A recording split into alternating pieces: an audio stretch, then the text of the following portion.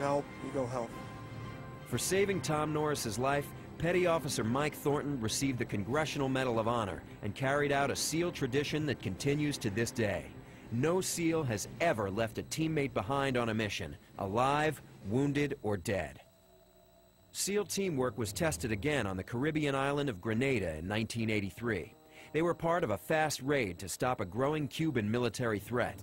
Commander Donald K. Erskine led a team of 12 SEALs, half of whom he hadn't worked with closely before, on a mission to take over a radio station. Intelligence had reported that it was lightly defended. The SEALs took the radio station, but were quickly surrounded by more than 100 enemy troops and an armored personnel carrier that was blasting them with a 20mm cannon. To make matters worse, when they tried to call for support, they found that radio frequencies back to U.S. headquarters had been switched without their knowledge. The building was flying apart. Bullets were coming through the walls like paper. We had to do the escape and evasion out to the sea. To do that, we had to fight our way through the field, through a crossfire, surrounded on 3 sides. I remember becoming very calm as I took my element out the door because I was sure that I was going to die right there. And all I could do was get my guys through the field as best I could. We fought our way in a leapfrog fashion down the field through a hail of bullets. The leapfrog tactic is a basic tactic that you learn in BUD/S training. Even though I hadn't worked with half of the members of my element, that tactic every frogman knows. And because of that, we were able to move down the field. That's the thing about SEAL training. You can always count on your troops.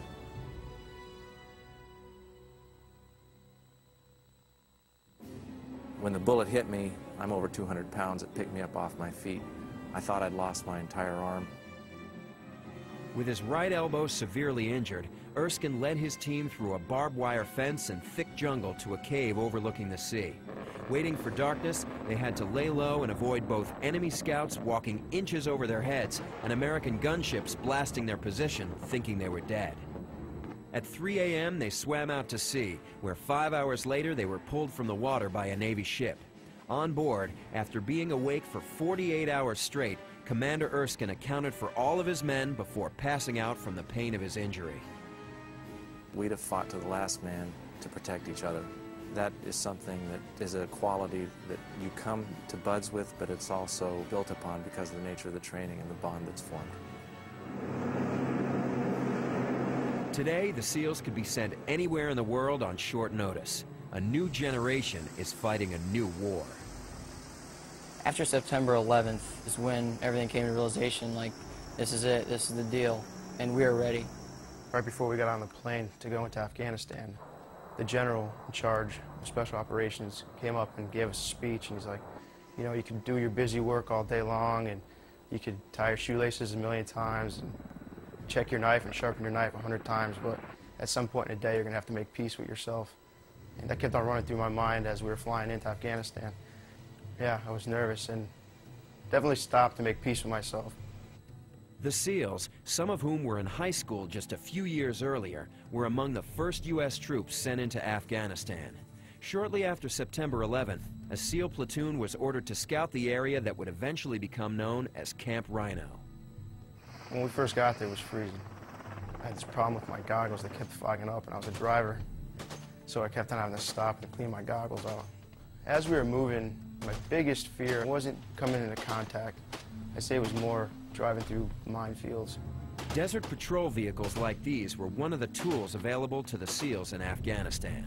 I didn't sleep for about 4 or 5 days out there. I was up the entire time. And you go through your rotation, you do your job, and then you could sleep. I don't think one guy slept the entire time out there. Now that it's over, I really want to go back over. I'd do it again in a heartbeat, because it's our job. What makes the SEALs so effective? One advantage is that SEAL teams can get to their objective and leave with speed and stealth. From the sea, they ride in small craft driven by Special Warfare Combatant-Craft crewmen, or SWCs. Being a SWC is a separate job from being a SEAL.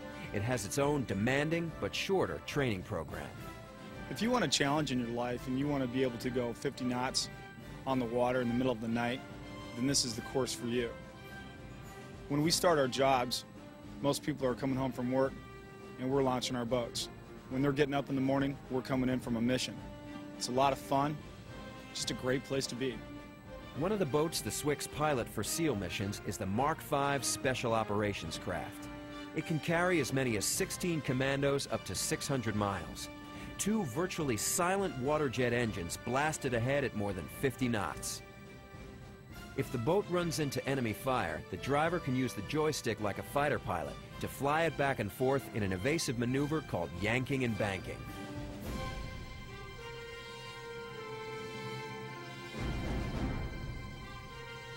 The Mark V also has a sloped rear deck so that it can deploy and retrieve a combat rubber raiding craft without stopping. CRRCs, as they're called, are designed to take a team of SEALs from out of sight over the horizon through the surf for a clandestine landing. Or the SEALs might approach underwater, using special closed-circuit scuba gear that doesn't release telltale bubbles to the surface. I dug the night diving when I realized you could pop your head up quietly and nobody sees you, nobody knows what's going on, and you're just 20 feet underwater and it's just pitch black and all you can see is your compass board. It's a nice little mini adrenaline rush.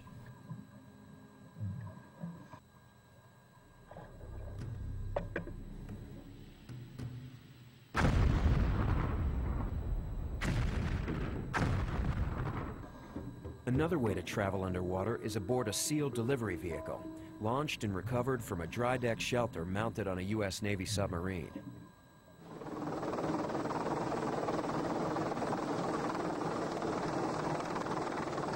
From the air, SEALs can ride to a mission in a variety of aircraft. One of these is the $40 million Pave-Low helicopter. It can fly in the dark as fast as 150 miles per hour just 100 feet off the ground. If detected, its guns can lay down 4,000 rounds per minute over an area the size of a football field. A technique called fast roping can put a team of SEALs on the ground in seconds. And a spy rig, short for Special Purpose Insertion and Extraction, can get them out fast. From an airplane, the SEALs might perform a nighttime halo, or high-altitude, low-opening jump. They exit the plane as high as 30,000 feet, then deploy their main chute as low as 3,000 feet to avoid detection. Biggest adrenaline rushes are definitely your air operations, free fall jumps. You're usually carrying 60 to 80 pounds of gear on your body, and that makes you very unstable. You're always constantly rehearsing in your head what you're going to do as you exit the bird. You get your call to go, you do your proper exit, and you just see the earth screaming at you at 130 miles an hour.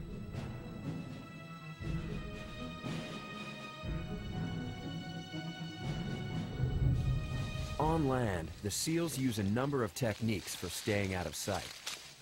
One of the most sought-after jobs is to be on a two-man sniper team. You're sent deep into hostile territory to gather information or strike at the enemy's weakest point. Trained to stay hidden for long periods of time, it might take a sniper team as long as 12 hours to move 500 feet. The SEAL sniper rifle can hit a target from 3/4 of a mile away and deliver a bullet big enough to disable a truck or Jeep engine.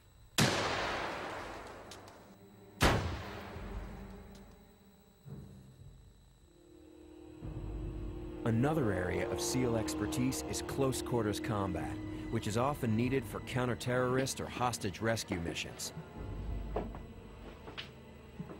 The SEALs train to move in a line, leapfrogging around their teammates to cover all angles, communicating silently by touch and hand signals. But tools and technology aren't the SEAL team's real strength.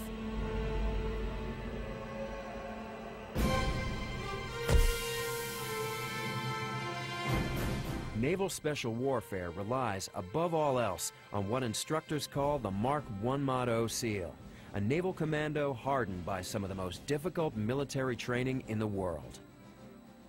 The SEALs are confident, and they're cocky, and they're very, very good at what they do. And I would say to tell a SEAL he'll fail, a SEAL won't believe you, because he won't go out unless he knows he has a chance of success, and he always goes out. For more information about naval special warfare operators like the SEALs or SWCS, or to see what it takes to join these programs, check out these websites.